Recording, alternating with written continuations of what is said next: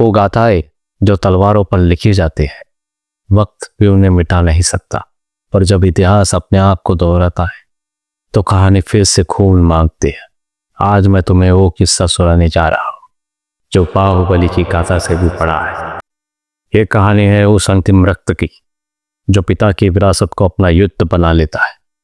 Welcome to the legend of Baahubali, the final blood line. Mahendra Baahubali ने वर्षों तक धर्मराज की तरह राज्य किया। उनकी रानी अवंतिका, अब साम्राज्य और सेनापति कटप्पा अब गुरु का काम करते हैं। माहिष्मति की धरती पर फिर हरियाली थी, नदी में शांति और प्रजा के चेहरों पर संतोष।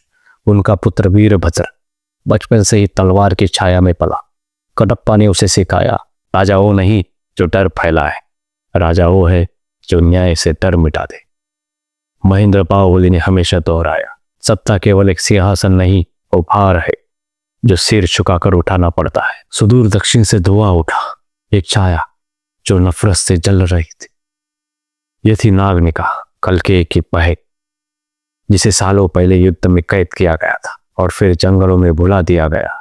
अब वो लौटी थी, नफरत, तंत्र और रक्त से सजी एक नई सेना के साथ।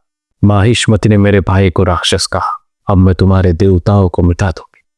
उसने धोखे से माहिष्मति के सीमांत किलों पर हमला शुरू किया। छोटे छोटे राज्य उसके अधीन हो गए। राज्यसभा में घोषणा हो गई, प्रभु महेंद्र बाहुबली अब यथोचित उत्तराधिकारी घोषित करते। युवराज वीरभद्र को सिंहासन सजाया गया और उसी शाम किले की छत से आग उठी। धमाका हुआ, नागनिका के गुप्त सैनिकों ने हमला किया। महेंद्र जख्मी हुए। अवंतिका ने वीरभद्र को रोका, बेटा अभी नहीं, ये राजनीतिक समय है। पर वीरभद्र ने तलवार उठाई और गरजा, अगर कोई मेरे पिता के लहू को बहाकर सत्ता का इंतजार करता है तो वो बाहुबली के रक्त को नहीं जानता। उत्तर के किन्नर राज से मदद आई। एक सेनापति, युवराजी आद्या, बिना श्रृंगार, बिना तिलक, पर तलवार उसकी आत्मा थी।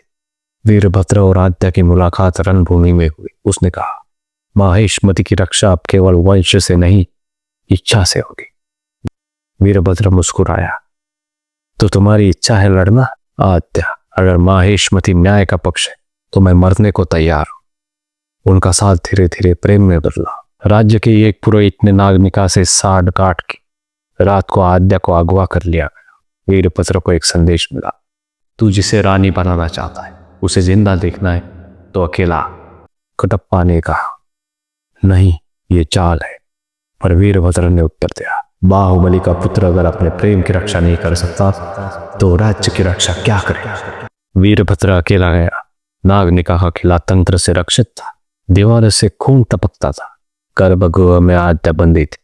नागनिका ने कहा, तेरा वंश मेरे भाई को राक्षस कहता रहा, अब मैं तेरे रक्त से ही अपनी गाथा लिखूंगी। फिर वीरभद्र ने कहा, रक्त से गाथा नहीं बनती, धर्म से बनती है। महायुद्ध शुरू हुआ। नागनिका ने राक्षसी रूप धारण किया। वह हवा में उड़ने लगी। तंत्र मंत्र से आकाश में अग्नि फैल गई। पर वीरभद्र शांत था। कटप्पा की दी हुई तलवार से और आद्या के विश्वास से उसने एक वार किया।